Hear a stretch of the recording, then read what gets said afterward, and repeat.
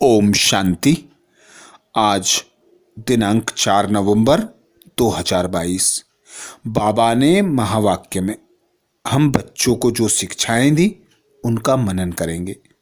बाबा बोले, मीठे बच्चे, बाप का फरमान है स्वदर्शन चक्र फिराते, अपना बुद्धि योग एक बाप से लगाओ, इससे विकर्म विनाश होंगे, सिर से पापों का बोझा उतर जाएगा।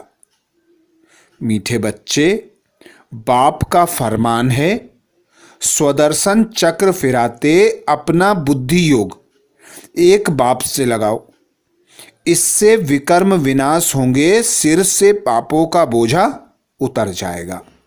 अर्थात बाबा संगम युग पर आते, ब्रह्म तन का आधार लेकर हम बच्चों को ब्राह्मण बनाते। बाबा कहते, तुम ब्राह्मणों को ही स्वदर्शन चक्रधारी बनाता हूं। स्वदर्शन चक्र दिखाते विष्णु के हो, पर वास्तव में यह तुम्हारा है। तुम स्वदर्शन चक्र फिराते हो, जिससे चक्रवर्ती राजा बनते हो, और एक बाप की याद में रहकर जो 63 जन्मों से विकर्म हुए हैं, जो पापों का बोझा है वह भस्म होता है। तो एक बाप की याद में रहो, स्वदर्शन चक्र फिराते रहो, तो बाप समान बन जाएंगे। क्योंकि बाबा आते हैं हम बच्चों को आप समान बनाकर अपने घर ले जाने के लिए। तो बाबा कहते, सदा एक बाप को याद करो, एक बाप की श्रीमत पर चलो। बाबा जो फरमान करते हैं कि स्वदर्शन चक्र फिराओ, एक बाप को याद करो। तो जो बच्चे स्वदर्शन चक्र फिराते, अपनी कमी कमजोरियों को दूर करते और एक बाप की याद की लगन में मगन रहते, उन बच्चों के विकर्म विनाश होते, वे बाप समान बनकर बाप के साथ जाने लायक बनते जाते। इसीलिए बाबा कहते, बाप आकर तुम बच्चों को कल्प कल्प गति सदगति देते हैं। जब पतित दुनिया को पावन बनाना होता है, तब पतित पावन बाप आते हैं, आकर बच्चों को आप समान बनाते हैं। बाप में कौन सा ज्ञान है? सारे सृष्टि का ज्ञान है। तुम बच्चे भी इस सृष्टि चक्र को जानते हो। यह सारा चक्र कैसे फिरता, यह बाप में ज्ञान है, इसलिए उनको ज्ञान सागर कहा जाता है। वही पतित पावन है। इस चक्र को समझने से बाबा कहते, तुम स्वदर्शन चक्रधारी बनने से तुम फिर स्वर्ग के चक्रवर्ती राजा रानी बनेंगे।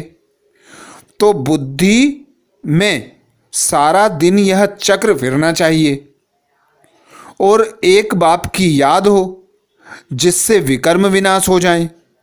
फिर सतयुग में तुम चक्र नहीं फिराएंगे। वहाँ स्व अर्थात आत्मा को सृष्टि चक्र का ज्ञान ही नहीं होता, न वहाँ बाबा आते हैं। तो बाबा आते हैं संगम पर।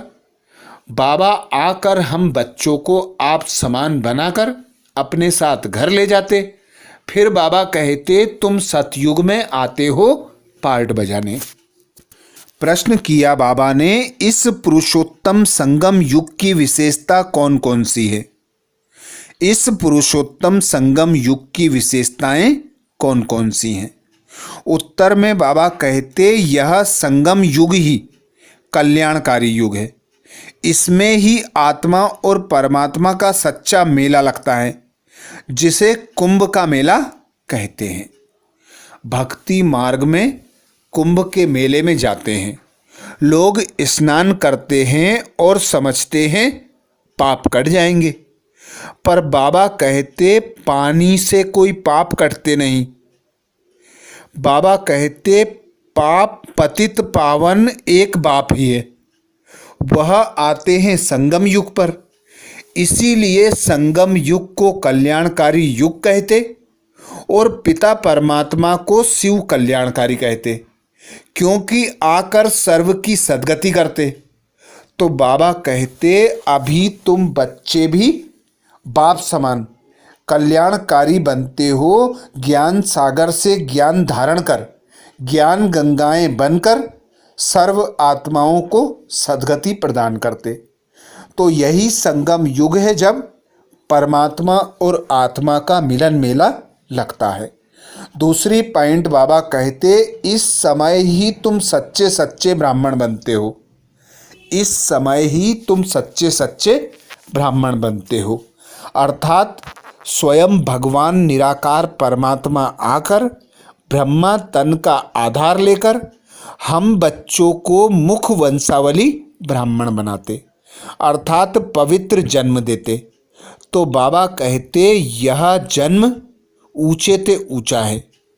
तुम पवित्र ब्राह्मण बनते हो। यही सच्चे सच्चे ब्राह्मण हैं जो पवित्र रहकर योगी बनकर अपने विकर्मों का विनाश कर उच्च पद पाने का पुरुषार्थ करते हो। तीसरी पॉइंट बाबा कहते इस संगम पर तुम दुखधाम से सुखधाम में जाते हो। इस संगम पर तुम दुखधाम से सुखधाम में जाते हो। अर्थात आत्मा और परमात्मा का संगम होता है तो परमात्मा पिता को दुख हरता सुख करता कहा जाता है। वे हम आत्माओं को इस दुख की दुनिया से लिबरेट कर सुख की दुनिया में ले जाते हैं। तो बाबा कहते यही वह संगम युग है जब मैं आता हूँ तुम बच्चों को कर्म अकर्म विकर्म की गुह्य गति बताता, सृष्टि के आदि मध्य अंत की नॉलेज देता, जिसके आधार पर तुम दुख की दुनिया से मुक्त होकर सुख की दुनिया में जाते हो। चौथा पॉइंट बाबा कहते इस समय तुम ज्ञान सागर बाप द्वारा सृष्टि के आदि मध्य अंत का पूरा ज्ञान लेते हो। इस समय तुम्हें ज्ञान सागर बाप द्वारा सृष्टि के आदि मध्य अंत का ज्ञान पूरा मिलता है। अर्थात बाबा आकर हमें सृष्टि चक्र की नॉलेज देते, जिससे बाबा कहते तुम स्वदर्शन चक्रधारी बनते। स्वदर्शन चक्र फिराकर तुम चक्रवर्ती राजा बनते।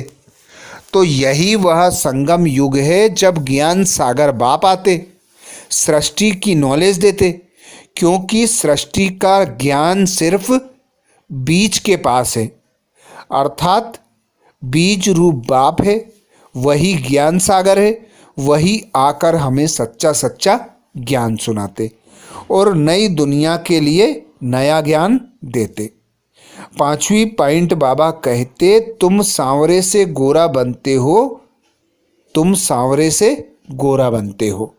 बाबा आकर हम आत्माओं को जो विकर्म हैं विकार हैं उनसे मुक्त कराते।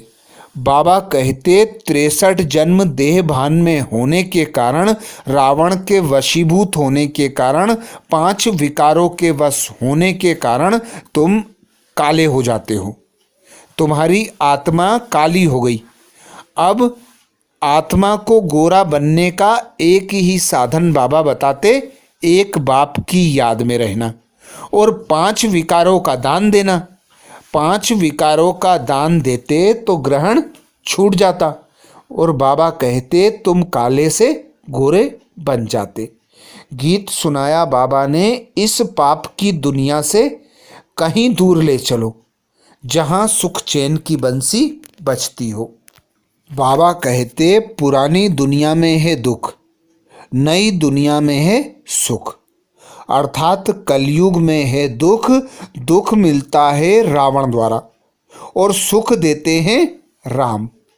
तो बाबा कहते तुम बच्चे रावण के वशीभूत होकर काले पड़ जाते हो, दुखी हो जाते हो। अब बाबा आकर सृष्टि का नॉलेज सुनाते और स्वदर्शन चक्रधारी बनाते, जिससे हम अपने कमी कमजोरियों को विकर्मों का विनाश करते। बाबा कहते पुरानी दुनिया का विनाश सामने खड़ा है, अब सारी दुनिया को आग लगनी है। तो तुम बच्चों को ना देह से, ना देह के संबंधियों से, ना कोई साधनों से ममत्व रखना है। एक बाप का बनना है, एक बाप से सच्ची प्रीत रखनी है। बाबा कहते हैं मौत सिर पर है, इसलिए सबसे ममत्व निकाल दो। अब जाना है बाबा के साथ तो बाबा को याद करो, स्वदर्शन चक्र फिराओ, जिससे बाप समान बन जाएंगे, बाबा के साथ घर जाने लायक बन जाएंगे। बाप से वर्षा लेने के लिए बाबा कहते पूरा पूरा श्रीमत पर चलो। बाबा जो फरमान करते हैं फरमान बरदार ना बनो। बाबा की श्रीमत को फॉलो करना अर्थात बाप को याद करना, ज्ञान का मनन चिंतन करना। बाबा सदा स्मृति दिलाते कि तुम ही देवी देवता थे, अभी तुम शूद्र बनते हो। शूद्र से बाबा आकर ब्राह्मण बनाते। बाबा कहते ब्राह्मण से सूर्यवंशी, फिर चंद्रवंशी, फिर वैश्यवंशी, फिर शूद्र बन जाते।